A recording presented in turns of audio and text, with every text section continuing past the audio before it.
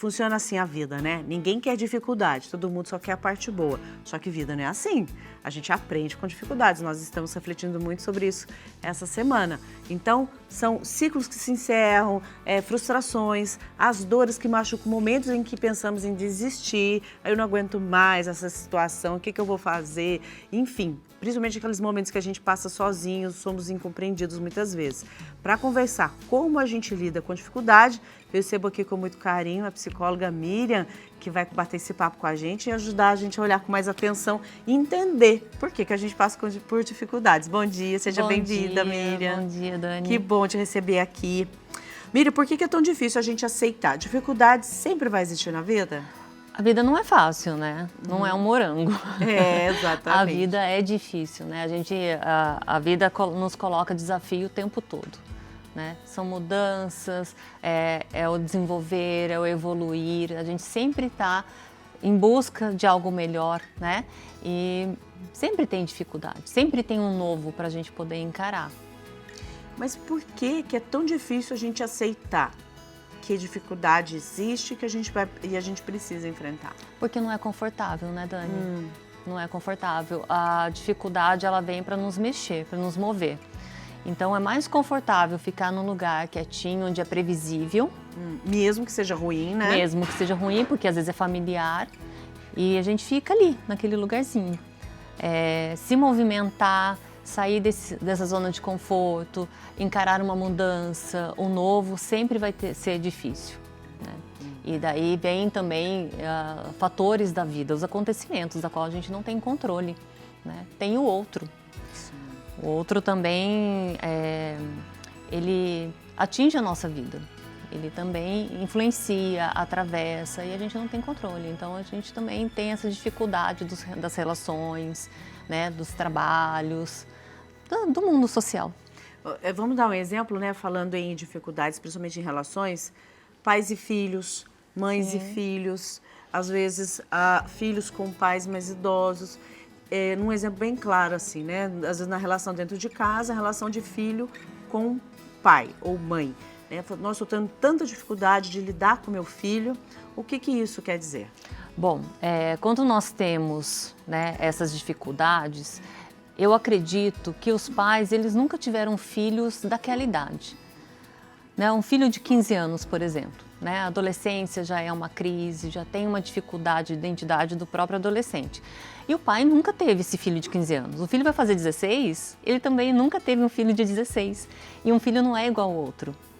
Ainda uma menina, um menino, então ele sempre vai ter a dificuldade de quando ele fizer 17 e aparecer as dificuldades do próprio adolescente, da crise, da fase que ele está, né, passando. E o pai, a gente não tem manual de instrução. Sim, e é novo também para o filho, né? Sim. Ou seja, é novo para todo mundo. E como que ele deve encarar uma situação assim? Como o pai e a mãe devem encarar essa situação? Bom, eu acho que é o conhecimento da fase que o filho está passando, né? Entender o que a adolescência representa. Nesse caso que a gente está falando da adolescência. Então, onde o filho ele precisa de uma identificação social com os amigos, a família fica um pouquinho de lado. Então, trazer esse filho para a família, ter um olhar mais de compreensão, de escuta.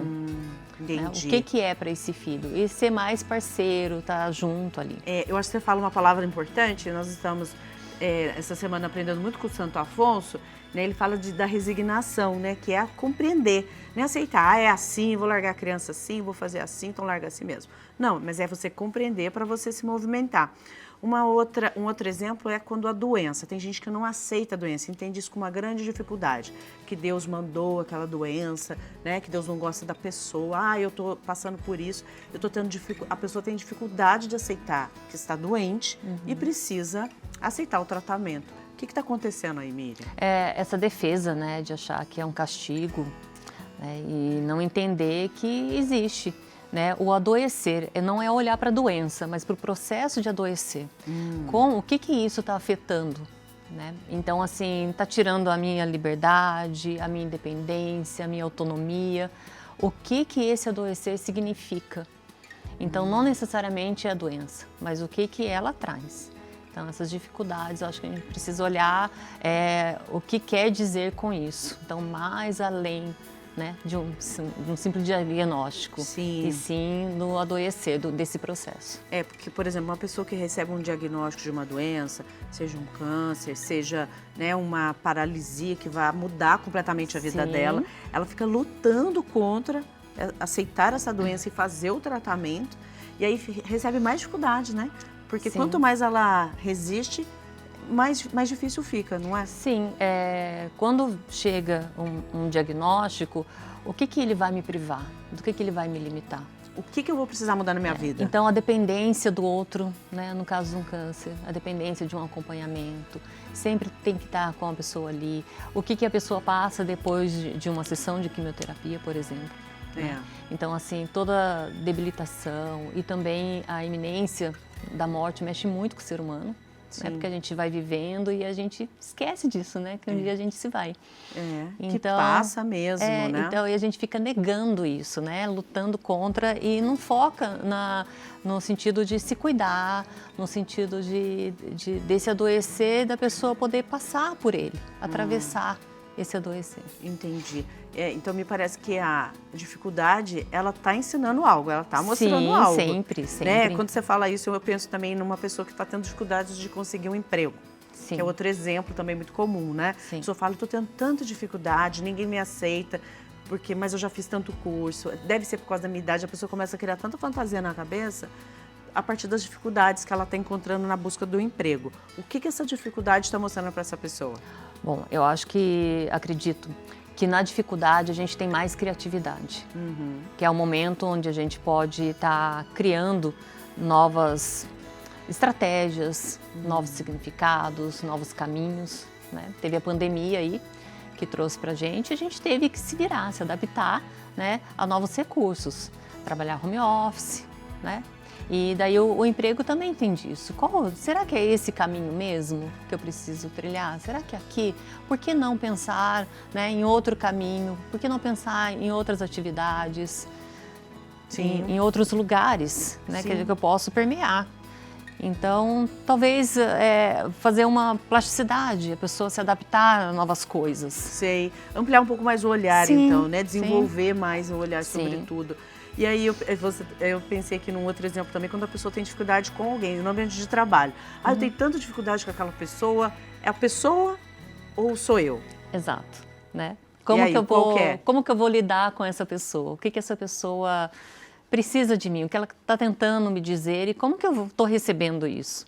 Né? Então, se a pessoa Por que eu tenho dificuldade com o outro? Por causa das minhas questões. Né? Então vai ser sempre comigo? Sim. Tá. É sempre a própria pessoa. Não o outro que é chato, é eu que tô É um incômodo, olhando. né? O que está incomodando em mim? A pessoa falou alguma coisa, por que me afetou? Por que está me incomodando? Por que eu não gostei? Tem alguma coisa dentro de mim ali que eu preciso olhar com mais carinho. Olha que interessante. Então é mais na gente, aliás, é só na gente mesmo. É só na gente, só depende da gente. Só depende da gente. E se tiver dificuldade, é bom procurar uma psicóloga, sim, né? Procurar aí para poder discutir isso, se conhecer, se entender. É o melhor caminho, se conhecer. É o melhor caminho, verdade. Miriam, muito obrigada. Eu que agradeço, foi muito foi bom ótimo estar aqui com vocês. Com você.